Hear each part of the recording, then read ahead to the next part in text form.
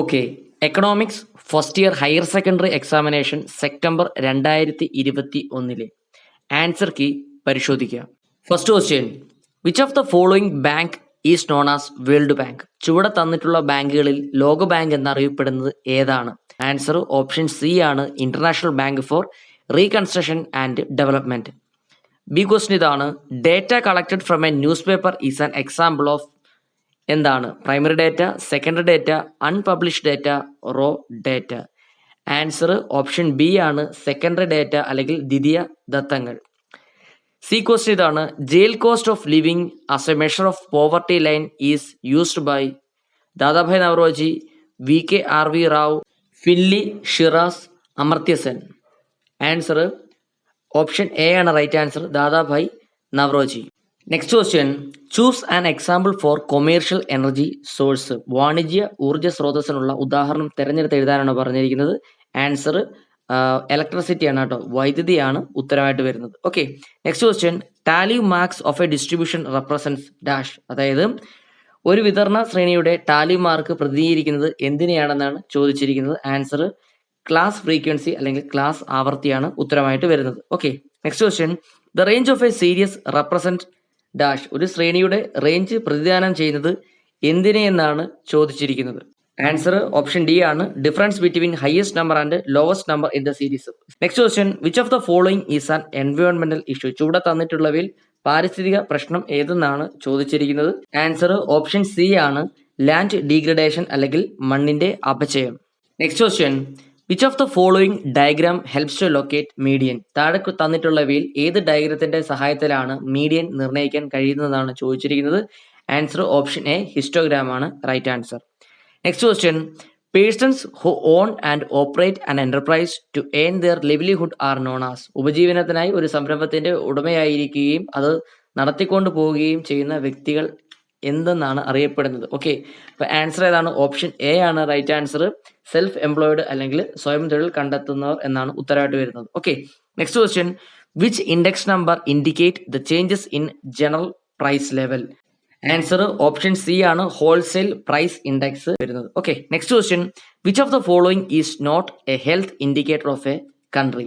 അതായത് ചുവടെ തന്നിട്ടുള്ളവയിൽ ഒരു രാജ്യത്തിന്റെ ആരോഗ്യ സൂചകങ്ങളിൽ ഉൾപ്പെടാത്തത് ഏതെന്നാണ് ചോദിച്ചിരിക്കുന്നത്. ആൻസർ ഓപ്ഷൻ ഡി ആണ്, എംപ്ലോയ്മെന്റ് ലെവലാണ് കേട്ടോ. Next question, population is statistics means. ഇതിന് ആൻസർ ഓപ്ഷൻ എ ആണ്, totality of items under study. പഠനത്തിനുള്ള എല്ലാ ഇനങ്ങളുമാണ് ഉത്തരമായിട്ട് വരുന്നത്. ഓക്കെ. നെക്സ്റ്റ്, 2 മുതൽ 13 വരെയുള്ള ചോദ്യങ്ങളിൽ ഏതെങ്കിലും 6 എണ്ണത്തിന് ഉത്തരം എഴുതുക. 2 മാർക്ക് വീതമാണ്. സെക്കൻഡ് ക്വസ്റ്റ്യൻ ഇതാണ്, list any 2 objectives of world trade organisation. ലോക വ്യാപാര സംഘടനയുടെ ഏതെങ്കിലും 2 ലക്ഷ്യങ്ങൾ ലിസ്റ്റ് ചെയ്യാനാണ് ചോദിച്ചിരിക്കുന്നത്. ഓക്കെ. അപ്പൊ ഇതിന്റെ ആൻസർ ആയിട്ട് വരുന്നത് എന്താണ്? ഈക്വൽ ഓപ്പർച്യൂണിറ്റീസ് അല്ലേ. അതായത് അന്താരാഷ്ട്ര വിപണിയിൽ എല്ലാ രാജ്യങ്ങൾക്കും തുല്യ അവസരം ലഭിക്കുന്നു. അതുപോലെ തന്നെ ബാങ്കിങ്, ഇൻഷുറൻസ് പോലെയുള്ള സേവനങ്ങൾ ഉൾപ്പെടുത്തുന്നു. അതുപോലെ തന്നെ വ്യാപാര രംഗത്ത് താരിഫിന് പുറമെയുള്ള പ്രതിബന്ധങ്ങൾ നീക്കുന്നു അല്ലെ, തുടങ്ങിയ കാര്യങ്ങളാണ് WTOയുടെ ലക്ഷ്യങ്ങളായിട്ട് വരുന്നത്. Third question, what is mean by environment? എന്താണ് പരിസ്ഥിതി എന്ന് അർത്ഥമാക്കുന്നതെന്നാണ് ചോദിച്ചിരിക്കുന്നത്. നമുക്കറിയാം പരിസ്ഥിതി എന്ന് പറഞ്ഞാൽ എന്താണ്? Includes all global biotic and abiotic factors. അതായത് ഭൂമിയിലെ ജൈവവും അജൈവവുമായ എല്ലാ ഘടകങ്ങളും ഉൾപ്പെടുന്നതാണ് എന്ത്? പരിസ്ഥിതി എന്ന് പറയുന്നത്. Okay. Fourth question, classify the following items into spatial classification and chronological classification. താഴെ തന്നിട്ടുള്ള ഇനങ്ങളെ സ്ഥലീയ വർഗീകരണം അതുപോലെ തന്നെ കാലാനുസൃത വർഗീകരണം എന്നിങ്ങനെ തരംതിരിക്കാനാണ് പറഞ്ഞിരിക്കുന്നത് കേട്ടോ. അപ്പോൾ നമുക്കറിയാം സ്പാർഷ്യൽ ക്ലാസിഫിക്കേഷൻ എന്ന് പറയുന്നത് ഏതൊക്കെയാണ്? Option A, population of India എന്ന് പറയുന്നത് എന്താണ്? സ്പാർഷ്യൽ ക്ലാസിഫിക്കേഷന്റെ ഭാഗമായി വരുന്നതാണ്. അതുപോലെ തന്നെ GDP ഓഫ് ചൈനയും എന്താണ്? സ്പാർഷ്യൽ ക്ലാസിഫിക്കേഷൻ ആണ്. റേറ്റ് ഓഫ് അൺഎംപ്ലോയ്മെന്റ് ഇൻ 2018 അതുപോലെ തന്നെ ക്രൂഡ് ഓയിൽ പ്രൈസ് ഇൻ 2020 എന്താണ്? ക്രോണോളജിക്കൽ ക്ലാസിഫിക്കേഷന്റെ ഭാഗമായി വരുന്നതാണ് കേട്ടോ, കാലാനുസൃത വർഗീകരണത്തിന്റെ ഭാഗമായി വരുന്നതാണ്. Fifth question, identify 2 discrete variables from the following. താഴെ തന്നിട്ടുള്ളവയിൽ 2 അസന്തത ചരങ്ങൾ തിരിച്ചറിഞ്ഞ് എഴുതാനാണ് പറഞ്ഞിരിക്കുന്നത് കേട്ടോ. അപ്പം ഏതൊക്കെയാണ് ഡിസ്ക്രീറ്റ് വേരിയബിൾസ് എന്ന് പറയുന്നത്? Number of students in a class റൂമും അതുപോലെ തന്നെ number of fishes in a ടാങ്കും. ഇവ രണ്ടും എന്താണ്? ഡിസ്ക്രീറ്റ് വേരിയബിൾസ് ആണ്. ഒരു ക്ലാസ് റൂമിലെ കുട്ടികളുടെ എണ്ണവും ഒരു ടാങ്കിലെ മത്സ്യങ്ങളുടെ എണ്ണവും ഒക്കെ എന്താണ്? ഒരു അസന്തത ചരങ്ങളാണെന്ന് പറയാം. Okay. Sixth question, draw scatter diagram showing perfect positive correlation and negative correlation. പരിപൂർണ പോസിറ്റീവ് സഹബന്ധത്തെയും നെഗറ്റീവ് സഹബന്ധത്തെയും കാണിക്കുന്ന സ്കാറ്റർ ഡയഗ്രാം വരയ്ക്കാനാണ് പറഞ്ഞിരിക്കുന്നത്. അത് സെവൻത് ചാപ്റ്ററിലെ ക്വസ്റ്റ്യൻ ആണ്. നോൺ ഫോക്കസ് ഏരിയ ആണ് കേട്ടോ. ഫോക്കസ് ഏരിയയിൽ നിന്ന് പുറത്തു വന്ന ചോദ്യമാണ്. Then seventh question, write any two properties of correlation coefficient. സഹബന്ധ ഗുണാങ്കത്തിന്റെ ഏതെങ്കിലും രണ്ട് സവിശേഷതകൾ എഴുതാനാണ് പറഞ്ഞിരിക്കുന്നത്. അപ്പോൾ അതും എന്താണ്, സെവൻത് ചാപ്റ്ററിലെ ക്വസ്റ്റ്യൻ ആണ്. ഫോക്കസ് ഏരിയയ്ക്ക് പുറത്തുനിന്നുള്ള ചോദ്യമാണ് കേട്ടോ. ദെൻ എയ്ത്ത് ക്വസ്റ്റ്യൻ, താഴെ തന്നിട്ടുള്ള ദത്തങ്ങളിൽ നിന്നും 2005 അടിസ്ഥാന വർഷമായി പരിഗണിച്ച് കേവല സഞ്ചിത വിലസൂചിക കണക്കാക്കൽ രീതി, അതായത് സിമ്പിൾ അഗ്രിഗേറ്റ് മെത്തേഡ് ഉപയോഗിച്ച് ഇൻഡെക്സ് നമ്പർ കണക്കാക്കാനാണ് പറഞ്ഞിരിക്കുന്നത്. ഓക്കെ, അപ്പോൾ ഇത് കണ്ടുപിടിക്കേണ്ടത് 2015 വിലകളെല്ലാം അവിടെ കൂട്ടണം. ഇതിന്റെ സം എടുക്കണം. 30, 40, 25 പ്ലസ് 80 പ്ലസ് 35 ഇവയെല്ലാം കൂട്ടപ്പോൾ എത്ര കിട്ടി? 210 കിട്ടും. അതുപോലെ തന്നെ 2005 വിലകളും കൂട്ടണം. 20 പ്ലസ് 30 പ്ലസ് 20 പ്ലസ് 60 പ്ലസ് 25 ഇത് കൂട്ടപ്പോൾ എത്ര കിട്ടി? 155 കിട്ടി. അങ്ങനെ ആദ്യത്തെ നമ്മുടെ കറണ്ട് ഇയർ എന്ന് പറഞ്ഞാൽ 2015 ആണ്. അപ്പോൾ 2015 ടോട്ടൽ 210 ഡിവൈഡഡ് ബൈ നമ്മുടെ ബേസ് ഇയർ 2005 തുക തമ്മിൽ കൂട്ടിയപ്പോൾ എത്ര കിട്ടി? 155. അപ്പോൾ 210നെ 155 കൊണ്ട് ഹരിച്ചിട്ട് അതിനെ 100 കൊണ്ട് ഗുണിച്ചാൽ മതി. Okay. Then 9th question, write any two similarities in the development strategies of India, Pakistan and China. Okay, അപ്പം എന്താണ്, ഇന്ത്യ, ചൈന, പാകിസ്ഥാൻ തുടങ്ങിയ രാജ്യങ്ങളുടെ വികസന തന്ത്രങ്ങളിലെ ഏതെങ്കിലും രണ്ട് സാമ്യതകൾ എഴുതാനാണ് പറഞ്ഞിരിക്കുന്നത് കേട്ടോ. അപ്പോൾ ഇതെന്താണ്, 10th ചാപ്റ്ററിലെ ക്വസ്റ്റ്യൻ ആണ്. നോൺ ഫോക്കസ് ഏരിയയിൽ നിന്നുള്ള ചോദ്യമാണ്. Okay. Then 10th question, list any to factors that causes land degradation. മണ്ണിന്റെ അപചയത്തിന് കാരണമാകുന്ന ഏതെങ്കിലും രണ്ട് കാരണങ്ങൾ ലിസ്റ്റ് ചെയ്യാനാണ് പറഞ്ഞിരിക്കുന്നത്. ഒന്ന്, വനനശീകരണം അല്ലെങ്കിൽ ഡീഫോറസ്റ്റേഷൻ. അതുപോലെ തന്നെ കൃഷിക്കായി വനഭൂമി കയ്യേറൽ. അതുപോലെ തന്നെ ഭൂഗർഭ ജലത്തിന്റെ അമിതമായ ചൂഷണം തുടങ്ങിയ കാര്യങ്ങളൊക്കെ എന്താണ്, മണ്ണിന്റെ അപചയത്തിന് കാരണങ്ങളാകുന്നു. 11th question, categorise the following items into quantitative data and qualitative data. താഴെ തന്നിട്ടുള്ള ഇനങ്ങളെ പരിണാത്മക ദത്തങ്ങൾ അതുപോലെ ഗുണാത്മക ദത്തങ്ങൾ എന്നിങ്ങനെ തരംതിരിക്കാനാണ് പറഞ്ഞിരിക്കുന്നത്. Okay. First one, intelligence of A student. ഒരു വിദ്യാർത്ഥിയുടെ ബുദ്ധി എന്ന് പറയുന്നത് എന്താണ്? ഒരു വിദ്യാർത്ഥിയുടെ ബുദ്ധി എന്ന് പറയുന്നത് എന്താണ്? ഒരു ഗുണാത്മക ദത്തമാണ് അല്ലെങ്കിൽ ക്വാളിറ്റേറ്റീവ് ഡേറ്റയാണെന്ന് പറയാം. Okay. Second one, marks of students in economics. സാമ്പത്തിക ശാസ്ത്രത്തിൽ വിദ്യാർത്ഥികളുടെ മാർക്ക്. ഓക്കെ, അതെന്ന് പറഞ്ഞാൽ എന്താണ്? ഒരു പരിണാത്മക ദത്തങ്ങളാണ് അല്ലെങ്കിൽ എന്താണ്, ക്വാണ്ടിറ്റേറ്റീവ് ഡേറ്റയാണെന്ന് പറയാവുന്നതാണ്. Okay. Then third one, income of labours. അതും എന്താണ്? ഒരു ക്വാണ്ടിറ്റേറ്റീവ് ഡേറ്റയാണ് അല്ലെങ്കിൽ പരിണാത്മക ദത്തം ആണെന്ന് പറയാൻ പറ്റും. Then fourth one, health of labourer. അല്ലെ, ഹെൽത്ത് ഓഫ് ലേബറർ എന്ന് പറഞ്ഞാൽ എന്താണ്? തൊഴിലാളികളുടെ ആരോഗ്യം എന്ന് പറഞ്ഞാൽ എന്താണ്? അത് ഒരു ക്വാളിറ്റേറ്റീവ് ഡേറ്റ അല്ലെങ്കിൽ ഗുണാത്മക ദത്തങ്ങളാണെന്നും പറയാം. Okay. Next question, list any to characteristics of the poor. ദരിദ്രരുടെ ഏതെങ്കിലും രണ്ട് സവിശേഷതകൾ ലിസ്റ്റ് ചെയ്യാനാണ് പറഞ്ഞിരിക്കുന്നത്. ഓക്കെ, അപ്പോൾ ഇതിന്റെ ആൻസർ ഇല്ലിറ്ററസി അല്ലെങ്കിൽ നിരക്ഷരത, ഇൽ ഹെൽത്ത് ആൻഡ് മാൽ ന്യൂട്രീഷൻ അനാരോഗ്യവും അതുപോലെ തന്നെ പോഷകാഹാരക്കുറവ്, അതുപോലെ കടബാധ്യത, തൊഴിലില്ലായ്മ, തൊഴിൽ ദൗർലഭ്യം തുടങ്ങിയ കാര്യങ്ങളാണ് സവിശേഷതകളായിട്ട് വരുന്നത്. 13ാമത്തെ ചോദ്യം ഇതാണ്, list any two means for reducing എൻവയോൺമെന്റൽ ഡീഗ്രഡേഷൻ.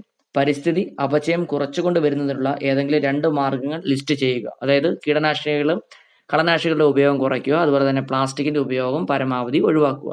ഓക്കെ. നെക്സ്റ്റ് 14 മുതൽ 23 വരെയുള്ള ചോദ്യങ്ങളിൽ ഏതെങ്കിലും 5 എണ്ണത്തിന് ഉത്തരം എഴുതുക. 3 സ്കോർ വീതമാണുള്ളത്. ക്വസ്റ്റ്യൻ ഇതാണ്, explain the background that led to the implementation of new economic policy in India in 1991. 1991 Indian പുത്തൻ സാമ്പത്തിക നയം നടപ്പിലാക്കുന്നതിലേക്ക് നയിച്ച പശ്ചാത്തലം വിശദീകരിക്കാനാണ് പറഞ്ഞിരിക്കുന്നത്. എന്തൊക്കെയാണ്? ഒന്ന്, പൊതുമേഖലാ സ്ഥാപനങ്ങളിൽ മിക്കത് എന്താണ്? നഷ്ടത്തിലായിരുന്നു. അതുപോലെ തന്നെ എന്താണ്? കുത്തക നിയന്ത്രണ നിയമം, വിദേശ നാണയ നിയന്ത്രണ നിയമം, അതുപോലെ ചില വ്യവസായങ്ങൾ എന്താണ്? പൊതുമേഖലയ്ക്കായി സംവരണം ചെയ്ത് നൽകിയത്, ഉയർന്ന നികുതി നിരക്ക് തുടങ്ങിയ കാര്യങ്ങളാണ്. അപ്പോൾ ഇത് ഡീറ്റെയിൽ ആയിട്ട് എഴുതേണ്ടതാണ്. Okay.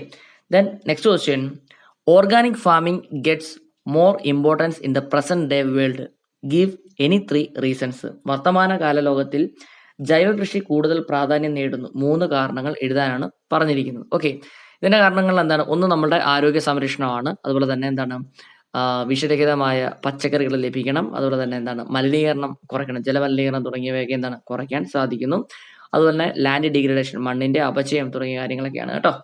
Then next question, one of the functions of environment is that it provides aesthetic services. What are its other functions?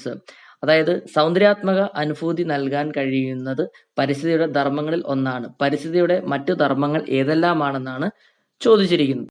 First one supplies resources, അതായത് ആവശ്യമായ വിഭവങ്ങൾ നൽകുന്നു. സെക്കൻഡ് വൺ അസുമുലേറ്റ്സ് വേസ്റ്റ്, അതായത് പാഴ്വസ്തുക്കളെ ദഹിപ്പിക്കുന്നു. തേർഡ് വൺ സസ്റ്റെയിൻസ് ലൈഫ്, അതായത് ജീവൻ നിലനിർത്തുന്നു. തുടങ്ങിയ കാര്യങ്ങളാണ് ഉത്തരമായി വരുന്നത്. Next question, convert the following frequency distribution into exclusive class intervals. താഴെ തന്നിട്ടുള്ള ആവൃത്തി വിതരണത്തെ ഒഴിവാക്കൽ ക്ലാസ് ഇടവേളയിലേക്ക് ക്രമീകരിക്കാനാണ് പറഞ്ഞിരിക്കുന്നത്. അപ്പം ഈ ഒരു ക്ലാസ് കൊടുത്തതിനകത്ത് ചെറിയൊരു മിസ്റ്റേക്സ് ഉണ്ട് കേട്ടോ. Then next question, explain pilot survey and list any to merits of pilot survey. Okay, അപ്പം പൈലറ്റ് സർവേ എന്താണെന്നും പൈലറ്റ് സർവേയുടെ മേന്മകൾ എന്തെല്ലാമാണെന്നും എഴുതണം കേട്ടോ. അപ്പം പൈലറ്റ് സർവേയുടെ മേന്മകൾ എന്ന് പറഞ്ഞാൽ എന്താണ്? വിശദമായും പഠിക്കുന്നു, അതുപോലെ തന്നെ എന്താണ്, ഫലം കൂടുതൽ വിശ്വാസവും കൃത്യവുമായിരിക്കും, അതുപോലെ തന്നെ സാമ്പിളിംഗ് തെറ്റുകളിൽ നിന്നും മുക്തമാണ് എന്ത്, പൈലറ്റ് സർവേ. തുടങ്ങിയ കാര്യങ്ങളാണ് പൈലറ്റ് സർവേയുടെ അഡ്വാൻറ്റേജസ് അല്ലെങ്കിൽ ഗുണങ്ങൾ എന്ന് പറയുന്നത്. Next question, right similar economic terms for the following concept. താഴെ തന്നിട്ടുള്ള ആശയങ്ങൾക്ക് സമാനമായ സാമ്പത്തിക പദം എഴുതാനാണ് പറഞ്ഞിരിക്കുന്നത്. One who buy goods and services to satisfy their wants. എന്താണ് ആൻസർ? ഉപഭോക്താവ് അല്ലെങ്കിൽ കൺസ്യൂമർ എന്ന് പറയുന്നു. One who produce goods and services, എന്താണ്? പ്രൊഡ്യൂസർ അല്ലെങ്കിൽ ഉൽപാദകൻ എന്ന് പറയുന്നുണ്ട്. One who works for some other persons and paid for it, എന്താണ്? ഡിസ്ട്രിബ്യൂട്ടർ അല്ലെങ്കിൽ വിതരണക്കാരൻ എന്ന് പറയുന്നു. Okay, next question, explain commercial and non commercial energy sources with suitable examples. എന്താണ് വാണിജ്യേതര ഊർജ്ജ ഉറവിടങ്ങളെന്നും അതിന് അനുയോജ്യമായ ഉദാഹരണങ്ങൾ എഴുതാനാണ് പറഞ്ഞിരിക്കുന്നത് കേട്ടോ. അപ്പോൾ എന്താണ് കൊമേഴ്ഷ്യൽ എനർജി എന്നും നോൺ കൊമേഴ്ഷ്യൽ എനർജി എന്ന് എഴുതുക. അതിൻ്റെ എക്സാമ്പിൾ, അതായത് കൊമേഴ്ഷ്യൽ എനർജി എന്ന് പറയുമ്പോൾ അതിൻ്റെ എക്സാമ്പിൾ കോള്, പെട്രോളിയം, ഇലക്ട്രിസിറ്റി തുടങ്ങിയ കാര്യങ്ങൾ. നോൺ കൊമേഴ്ഷ്യൽ എനർജി എന്ന് പറയുമ്പോൾ അതിന് ഉദാഹരണമായിട്ട് വരുന്ന കൗഡങ്, ദെൻ അഗ്രികൾച്ചർ വേസ്റ്റ് തുടങ്ങിയ കാര്യങ്ങളാണ് കേട്ടോ. Next question, complete the following table. താഴെ തന്നിട്ടുള്ള പട്ടിക പൂർത്തിയാക്കുക. ഒരു പ്രോജക്റ്റ് തയ്യാറാക്കുന്ന വിവിധ ഘട്ടങ്ങൾ ഏതൊക്കെയാണെന്നാണ് എഴുതേണ്ടത്. അപ്പോൾ 7 സ്റ്റെപ്സുകൾ വരുന്നുണ്ട്. അപ്പോൾ 7 സ്റ്റെപ്സും എഴുതുക. ഫസ്റ്റ് സ്റ്റെപ്പ് എന്ന് പറയുന്നത് identifying A problem. Second step choice of target group. Third step collection of data. Fourth one organisation and presentation of data. Fifth one analysis and interpretation. Then sixth one conclusion and last one bibliography. Next question, draw A simple bar diagram using the following data. താഴെ തന്നിട്ടുള്ള ദത്തങ്ങൾ ഉപയോഗിച്ച് ഒരു simple bar diagram വരയ്ക്കാനാണ് ചോദിച്ചിരിക്കുന്നത്. Okay, then next question, list any 3 most crucial economic challenges faced by India during the colonial period. അതായത് colonial കാലഘട്ടത്തിൽ India അഭിമുഖീകരിച്ച ഏറ്റവും നിർണായകമായ 3 സാമ്പത്തിക വെല്ലുവിളികൾ ലിസ്റ്റ് ചെയ്യാനാണ് പറഞ്ഞിരിക്കുന്നത്. ഓക്കെ, അപ്പോൾ അതെന്താണ്? അത് നോൺ ഫോക്കസ് ഏരിയയിൽ നിന്നുള്ള ചോദ്യമാണ് കേട്ടോ. ദെൻ നെക്സ്റ്റ് 24 മുതൽ 31 വരെയുള്ള ഏതെങ്കിലും 3 ചോദ്യങ്ങൾക്ക് ഉത്തരം എഴുതാനാണ് പറഞ്ഞിരിക്കുന്നത്. 4 മാർക്ക് വീതമാണ് കേട്ടോ. അപ്പോൾ 24ാമത്തെ ചോദ്യം ഇതാണ്, write a short note on the causes of poverty in India. ഇന്ത്യയിലെ ദാരിദ്ര്യത്തിന്റെ കാരണങ്ങളെക്കുറിച്ച് ഒരു ചെറു കുറിപ്പ് എഴുതാനാണ് പറഞ്ഞിരിക്കുന്നത്. ഫസ്റ്റ് വൺ ലോ ഇൻകം, അതായത് കുറഞ്ഞ വരുമാനം, അതുപോലെ തന്നെ lack of asset, then unemployment, inequality, then കുറഞ്ഞ സാമ്പത്തിക വളർച്ച, ദെൻ ജനസംഖ്യ സ്ഫോടനം, നാണയപ്പെരുപ്പം തുടങ്ങിയ ഒരു 8-9ഓളം പോയിന്റ്സ് ഉണ്ട്. അപ്പോൾ അത് വിശദമായും എഴുതുക. Okay, then next question, analyse the impact of economic reform process initiated in 1991 in the realm of agriculture sector and industrial sector. അതായത് 1991 ആരംഭിച്ച സാമ്പത്തിക പരിഷ്കരണ പ്രക്രിയ കാർഷിക മേഖലയിലും വ്യാവസായിക മേഖലയിലും ഉണ്ടാക്കിയ അനന്തരഫലങ്ങൾ എന്തൊക്കെയാണെന്ന് വിശകലനം ചെയ്ത് എഴുതേണ്ടതാണ്. Okay, then 26th question, calculate quartile deviation and coefficient of quartile deviation for the following data. ചുവടെ കൊടുത്തിട്ടുള്ള ദത്തങ്ങളിൽ നിന്നും ചതുർത്ഥക വ്യതിയാനം, അതുപോലെ ചതുർത്ഥക വ്യതിയാനത്തിന്റെ ഗുണാങ്കം എന്നിവ കണക്കാക്കാനാണ് പറഞ്ഞിരിക്കുന്നത്. അപ്പോൾ അതെന്താണ്? ഔട്ട് ഓഫ് ഫോക്കസ് ഏരിയയിൽ നിന്നുള്ള ചോദ്യമാണ്. Okay, next question, briefly explain the importance of statistics in economics. അതായത് സാമ്പത്തിക ശാസ്ത്രത്തിൽ സംഖ്യാകത്തിന്റെ പ്രാധാന്യം ചുരുക്കി വിവരിക്കാനാണ് ചോദിച്ചിരിക്കുന്നത്. ഓക്കെ, അപ്പോൾ എന്തൊക്കെയാണ് അതിന്റെ പ്രാധാന്യം നോക്കാം. അതായത് സാമ്പത്തിക ശാസ്ത്രജ്ഞന്മാർക്ക് ഒഴിച്ചുകൂടാനാവാത്ത ഒരു ഉപകരണമാണ് എന്ത്? സ്റ്റാറ്റിസ്റ്റിക്സ് എന്ന് പറയുന്നത്. അതുപോലെ തന്നെ ബൃഹത്തായ ഡേറ്റ എളുപ്പത്തിൽ മനസ്സിലാക്കത്തക്ക വിധത്തിൽ ഏതാനും സംഖ്യകളിലേക്ക് ചുരുക്കി എഴുതാൻ സാധിക്കുന്നു. അതുപോലെ തന്നെ ഒരു രാജ്യത്തിലെ ഇറക്കുമതികളും കയറ്റുമതികളും തമ്മിൽ താരതമ്യപ്പെടുത്താവുന്നതാണ് സ്റ്റാറ്റിസ്റ്റിക്സ്. അതുപോലെ തന്നെ താല്പര്യങ്ങളെയും അതുപോലെ പ്രവണതകളെയും സംബന്ധിച്ച അറിവ് ഭാവി പദ്ധതികൾ രൂപവൽക്കരിക്കാനും സഹായിക്കുന്ന ഘടകമാണ്. Okay, next match the following ആണ്. അപ്പം മാച്ച് ദ ഫോളോയിങ്ങിന്റെ ഫസ്റ്റ് ഹിസ്റ്റോഗ്രാമിന്റെ ആൻസർ ഓപ്ഷൻ ഡി ആണ്. ക്യുമുലേറ്റീവ് ഫ്രീക്വൻസി കർവ് ആണ് ആൻസർ ആയിട്ട് വരുന്നത്. ഓക്കെ, സെക്കൻഡ് വൺ ഒജീവ് ആണ്. ഒജീവിന്റെ ആൻസർ ആയിട്ട് വരുന്നത് എന്താണ് മോഡ് ക്യാൻ ബി ലൊക്കേറ്റഡ്, അതായത് മോഡ് നിർണ്ണയിക്കാൻ കഴിയുന്നു, അതായത് ഓപ്ഷൻ സി ആണ് right answer. Then third question pie diagram. Pie ഡയഗ്രാമിൻ്റെ ആൻസർ ആയിട്ട് വരുന്നത് a circle divided into component parts, അതായത് ബി ആണ് ആൻസർ ആയിട്ട് വരുന്നത്. Then fourth one arithmetic line graphs. ഇതിന് ആൻസർ ആയിട്ട് വരുന്നത് ഏതാണ്? ടൈം സീരീസ് ഗ്രാഫ്, എ ആണ് ആൻസർ ആയിട്ട് വരുന്നത്. Okay, then 29th question explain the qualities of a good questionnaire. ഒരു നല്ല ചോദ്യവേദിക്ക് ഉണ്ടായിരിക്കേണ്ട ഗുണങ്ങൾ ഏതൊക്കെയാണെന്ന് വിശദീകരിക്കുക. First one, questionnaire should not be too long, അതായത് ചോദ്യവേദി എന്താണ്, ഒരുപാട് വലുതാവാൻ പാടില്ല.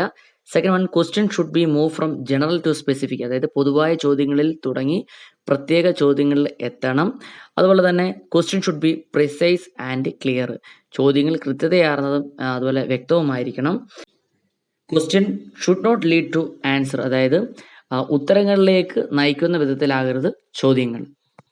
30ാമത്തെ ചോദ്യം നോക്കാം. 2 major policy reforms were complimented in independent India for prompting equity in the agriculture sector during 1950s, explain dum. അതായത് 1950കളിൽ സ്വതന്ത്ര ഇന്ത്യയിൽ കാർഷിക മേഖലയിലെ തുല്യത പ്രോത്സാഹിപ്പിക്കുന്നതിനായി 2 പ്രധാന പരിഷ്കാരങ്ങൾ നടപ്പിലാക്കി, അവ വിശദീകരിക്കാനാണ് പറഞ്ഞിരിക്കുന്നത്. ഏതൊക്കെയാണ്? ഒന്ന്, ഭൂനയ പരിഷ്കാരം അല്ലെങ്കിൽ ലാൻഡ് റിഫോംസ്, അതുപോലെ തന്നെ ഹരിത വിപ്ലവം, ഗ്രീൻ റെവല്യൂഷൻ. അപ്പോൾ ഇത് വിശദമായി എഴുതുക.